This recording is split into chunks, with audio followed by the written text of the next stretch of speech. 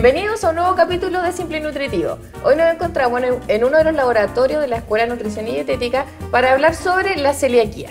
Para eso invitamos a la nutricionista Cecilia Valenzuela, quien nos va a hablar sobre este tema tan importante. Bienvenida, Cecilia, una vez más a nuestro programa. Muchas gracias, Paula, por la invitación. Cuéntanos, Ceci, ¿qué es la enfermedad celíaca? Mira, la enfermedad celíaca es una enfermedad autoinmune, ¿ya?, que daña los revestimientos del intestino cuando hay ingesta de gluten. Ya, pero ¿qué sería revestimientos del intestino? Ya, mira, nosotros en el intestino tenemos vellosidades, ya, que están en cierta parte de nuestros intestinos, los que son los encargados de absorber todos los nutrientes que nosotros obtenemos a través de la dieta. Y en este caso, en la enfermedad celíaca no se podrían absorber de buena forma.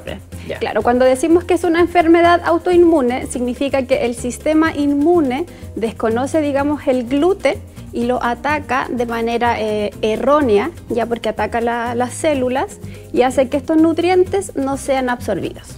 ¿Y cuáles serían las principales causas de la enfermedad celíaca? Mira, las causas no están todavía... ¿Cómo investigadas? Claro, todavía no está claro específicamente cuál es la causa, pero sí se habla mucho de factores hereditarios, ¿ya?, y también ambientales. Cuando habla de factores hereditarios, si yo soy celíaca, ¿puede que si tengo hijos, mis hijos puedan salir con celiaquía? Sí, hay un porcentaje de riesgo mucho más alto ya cuando hay familiares directos ya de desarrollar esta enfermedad. Ya, cuando hablamos de celiaquía, ¿se podría decir que algo parecido a la intolerancia a la fructosa? No, no es lo mismo. Ya, uno sería como autoinmune y el otro gastrointestinal. Claro, la sintomatología en algunos casos puede ser parecida, como dolor abdominal, por ejemplo, deposiciones líquidas en algunos casos, diarrea, ¿ya? Pero la intolerancia al trigo específicamente no daña el revestimiento en el intestino. Ya. Esa es la diferencia. ¿Y cuáles serían los principales síntomas de la enfermedad celíaca? Mira, la sintomatología puede ser variable entre un paciente y otro, ¿ya? Por ejemplo, hay pacientes que pueden presentar diarrea, ¿ya? Otro paciente puede tener estreñimiento y podemos tener otro paciente que no presenta cambio en sus deposiciones, ¿ya? Pero sí hay sintomatología como el dolor abdominal, por ejemplo. Como frecuente. Frecuente, claro. Ya náuseas, vómito, estreñimiento, deposiciones líquidas en algunos casos. Distensión abdominal también. Que se hincha. Los gases. Ceci, ¿la enfermedad celíaca se puede presentar a cualquier edad o hay como una edad en que es como más común? No, puede aparecer en cualquier etapa, o sea, desde la infancia, incluso en lactantes, como en adultos o en personas mayores. ¿Y cuál es la más frecuente? ¿Como a qué edad? O en realidad no la más frecuente. ¿A qué edad se diagnostica más fácil? Lo que pasa es que el diagnóstico también va a depender de otros factores, ¿ya? Hay investigaciones que se han hecho actualmente y en lactantes ya que presentan esta enfermedad tienen un mayor riesgo, digamos, cuando hay factores hereditarios, ¿ya? Entonces ahí, pero también hay casos en los que estos aparecen en otras etapas de la vida. Ya, o sea, yo sabía, por ejemplo, que era más común, o sea, no más común, sino que los niños se quejaban un poquito más cuando tenían 4 o 5 años, porque ahí ya podían decir, me duele la guatita, claro. Se veían las fecas de otra consistencia. Entonces, el diagnóstico va a depender de los signos y síntomas y claro. De alguna confirmación diagnóstica que exista. Si hay una para el diagnóstico, bueno, siempre eso se hace a través con el médico tratante, quien va a pedir un análisis de sangre con exámenes de sangre específicamente para poder diagnosticarlo y luego se hace una endoscopía y una biopsia. Ya no, para varios exámenes, para no es como analizar. Que no. Te digan yo me sentí mal y tengo celiaquía, es algo que tiene un proceso. Claro, cuando está la sospecha se debe hacer ese seguimiento y en el fondo es la biopsia como quien confirma, digamos, si existe o no la enfermedad celíaca. Lo que sí es importante mencionar que cuando todavía no tenemos el diagnóstico, cuando aún hay sospecha de enfermedad, que el paciente no deje de consumir gluten, ¿ya? Porque cuando eliminamos el gluten de la dieta, la sintomatología, por ejemplo, tiende a desaparecer, ya entonces ahí puede que haya un diagnóstico erróneo. Entonces es importante que el paciente siga con su alimentación con gluten y una vez ya que se confirma el diagnóstico, se debe eliminar de la dieta. Ya, yo tengo dos preguntas. Primero, ¿qué es el gluten? Y después, ¿dónde lo podemos encontrar? Así como en la vida, en los alimentos normales. Ya. Bueno, el gluten es una proteína ya que está presente en algunos cereales como el trigo, la cebada y el centeno. ¿Ya? Yo había escuchado igual que la avena, pero no la veo aquí, por lo tanto asumo que no se incorpora. Ya, mira, siempre ha existido controversia con el tema de la avena porque algunas investigaciones dicen que sí, otros dicen que no, ¿ya? Pero sucede que la avena naturalmente no contiene gluten. Perfecto. ¿Ya? Pero durante el proceso de fabricación o como de envasado, ya puede contaminarse, lo que es la contaminación cruzada. Entonces, si tú me preguntas si un paciente con enfermedad celíaca puede consumir avena, yo te diría que sí, siempre y cuando esta esté certificada que no contiene trazas de gluten. ¿Y cómo podríamos saber si un alimento está certificado que no tiene trazas? Ya, eso es súper importante porque no basta solo con leer el etiquetado de los alimentos, ya, sino que se debe certificar a través de un logo que diga que está libre de gluten. Y ese logo es como una espiga. Es como una espiga, sí, que sale así como tachada, que eso significa gluten free o libre de gluten, que es el logo. Ya, perfecto. En este caso, ¿cuáles serían las harinas o los alimentos que sí podrían consumir? Ya, lo que sí podemos consumir. Acá, por ejemplo, tenemos, esta es una mezcla de dos harinas, que es harina de arroz y fécula de maíz, ¿ya? Que con esto podemos hacer diferentes preparaciones, como pan, por ejemplo, bizcochos, con la misma consistencia. Por eso se hace la mezcla, ya para que se obtenga, digamos, la misma consistencia y no haya diferencia con la harina de trigo. ¿Ya? Sería mucho más económico, porque comprar pan de arroz en el supermercado igual es mucho más vale caro. Como 3.000 pesos, 4 pan. Claro, es mucho más caro y lo otro que, como te decía, siempre comprar alimentos procesados hay algún riesgo por la contaminación cruzada, ¿ya? No es lo mismo que si nosotros lo preparamos en la casa, obviamente con las medidas preventivas, vamos a evitar que esto se nos contamine, ¿ya? Y también existe también, podemos hacer una mezcla de polvo de hornear sin gluten, ya que en este caso es con bicarbonato, cremor tártaro y almidón de maíz. Y todo esto se mezcla y saldría un queque. Un queque, claro. Va a depender, obviamente las cantidades dependen de la receta, ¿ya? Pero como te digo, esto puede reemplazar, se pueden hacer pastas, pan, bizcocho, una torta, por ejemplo, panqueques. No hay ninguna dificultad. No hay ninguna dificultad. Ya, ¿y por qué se hacen estas mezclas? Porque el gluten tiene esa característica que le da, digamos, esa consistencia y esa esponjosidad a las masas, ¿ya? Y también hay alimentos que naturalmente no lo contienen, pero la industria lo utiliza por las características que tiene el gluten. Entonces, por eso es importante siempre decirle a la gente en su casa que lea el etiquetado, porque además en el etiquetado donde salen los ingredientes, también abajito aparece que puede contener trazas de gluten u otro alimento que cause alergia u otra complicación. Tengo una pregunta. ¿Es posible eliminar el gluten de los alimentos o viene propio y es imposible? ¿De un alimento procesado, ¿sí? Dices tú? No. O de cualquiera. Por ejemplo, tú dices fideo, trigo, centeno, cebada. Si yo lo someto a una cocción, a remojar, no se va. El gluten se mantiene. Se mantiene, sí. No hay, pues, incluso hay otros alimentos como, por ejemplo, algunos embutidos, golosinas, bebidas gaseosas que traen gluten como aditivo, por ejemplo. Claramente no se podrían consumir. Pero hoy en día igual hay hartos alimentos libres de gluten. Son más caros, pero... Claro. Actualmente en Chile eso también ha mejorado, ya tenemos más disponibilidad de tiendas, de alimentos, hay supermercados donde hay un espacio específico para este tipo de alimentos, claro, pero no es tan necesario siempre comprar, sino que el tratamiento, bueno, hay que partir por eso, que el tratamiento para una persona celíaca siempre va a ser eliminar el gluten, una dieta libre de gluten. Y la alimentación se basa principalmente en legumbres, frutos secos, frutas y verduras, y harinas, por ejemplo, de maíz o de arroz. Proteínas como huevo, carne, pescado, no habría problema. No hay problema consumirlas. Y leches también. No así los lácteos, sino que también hay que fijarse porque en algunos casos también puede contener trazas. Como yogur. Como el yogur, por ejemplo. Quesillo, algunos postres de leche también. Sino que la leche líquida no habría problema. Claro, con esa no tendríamos problema. ¿La leche en polvo? No, tampoco hay problema con eso. Yo he escuchado sensibilidad al gluten y, celiaquía y alergia al trigo. ¿Es lo mismo? ¿Es diferente? Es diferente, sí. Como te decía, la celiaquía es una enfermedad autoinmune, ¿ya? Y la alergia al trigo es una alergia alimentaria, ¿ya? Y la sintomatología en este caso es distinta, ¿ya? Porque como es una alergia, ya puede provocar, por ejemplo, picazón, quizás, ¿ya?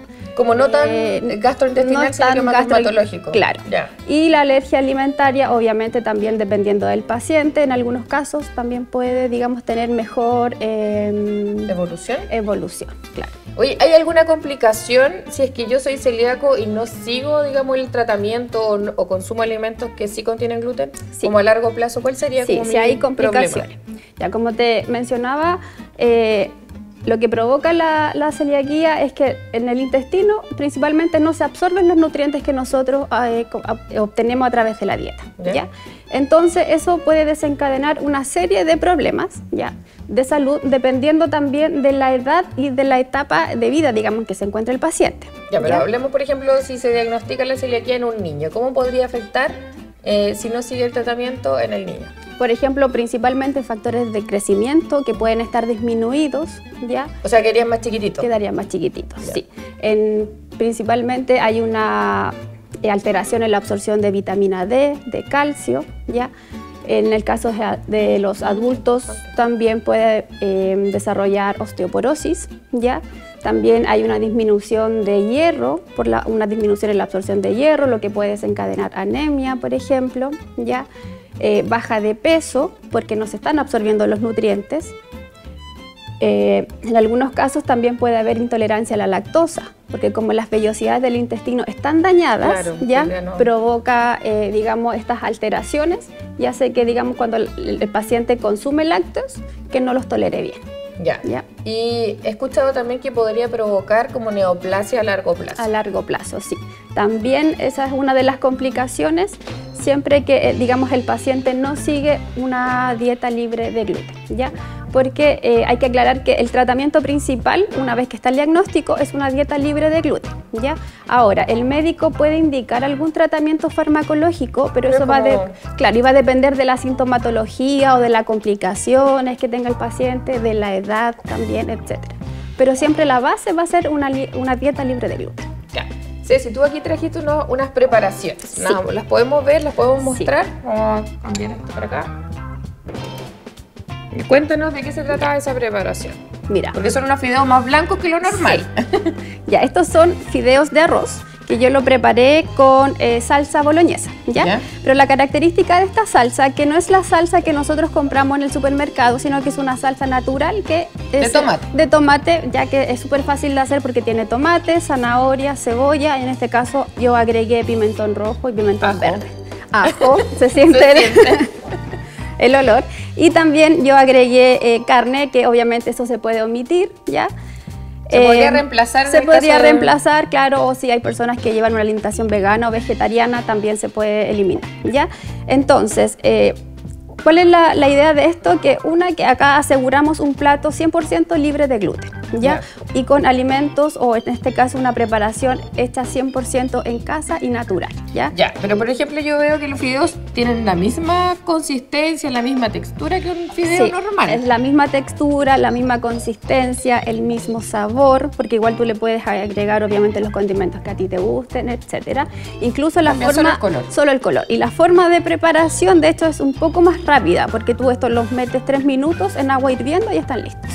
Mucho más fácil. Mucho más fácil y mucho más rápido. Y si lo llevamos a un valor como económico, ¿cuánto saldrían estos fideos de arroz en comparación con un fideo normal? Mira, el valor económico es mucho más alto en comparación a los fideos, digamos, de harina de trigo. Pensando que hay un tallarín hoy en día vale 1.000 pesos en el supermercado. Ya, esto está alrededor de 3.000 pesos, 2.000, 3.000 pesos más o menos. Igual sería un poco más caro una dieta. Es un poco más caro, pero tenemos que considerar que este es el tratamiento del paciente.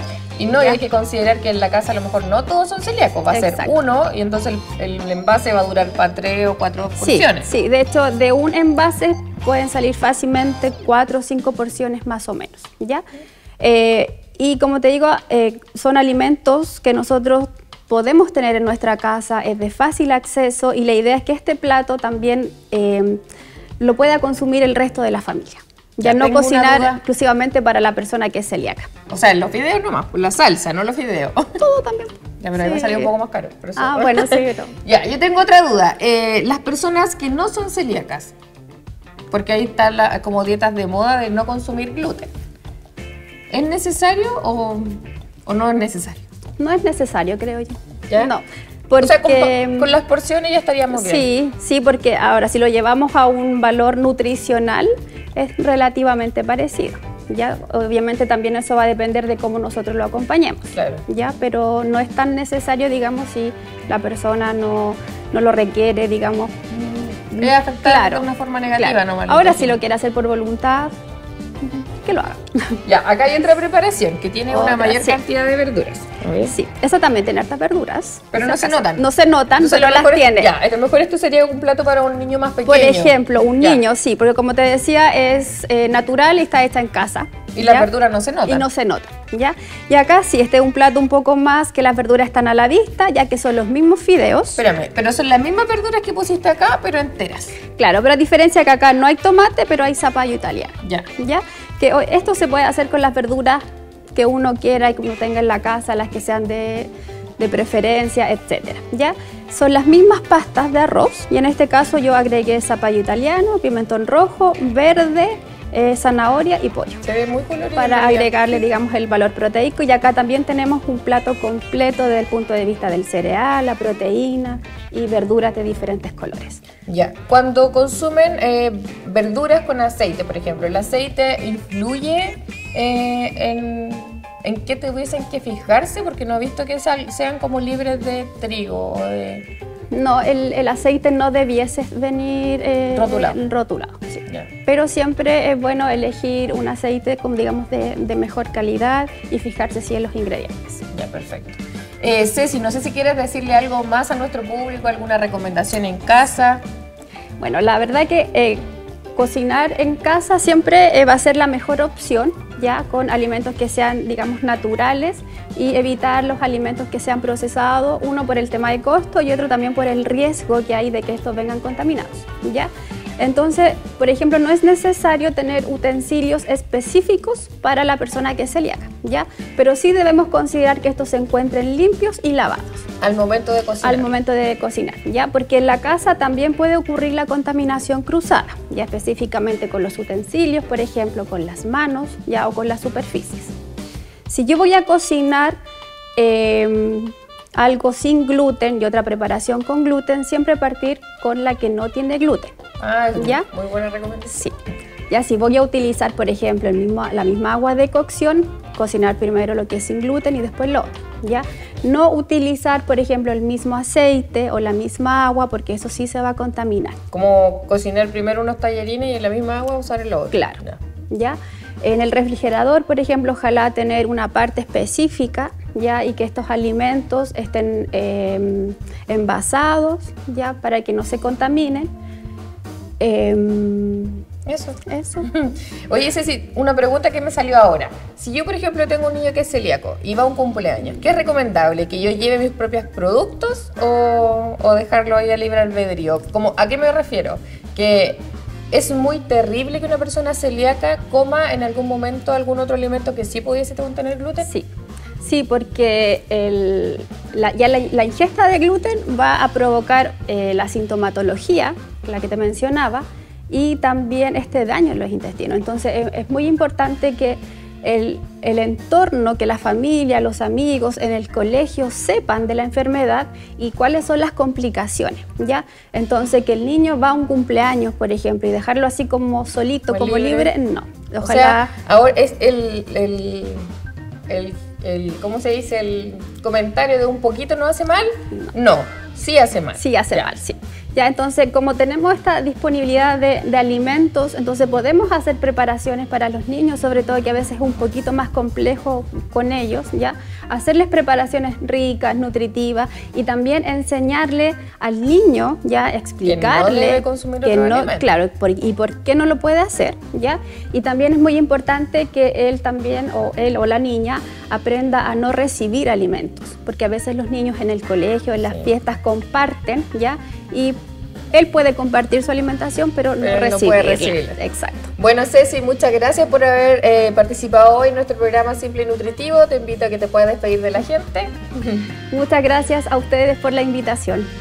Y nos vemos en un próximo capítulo de Simple y Nutritivo. Chao. Chao.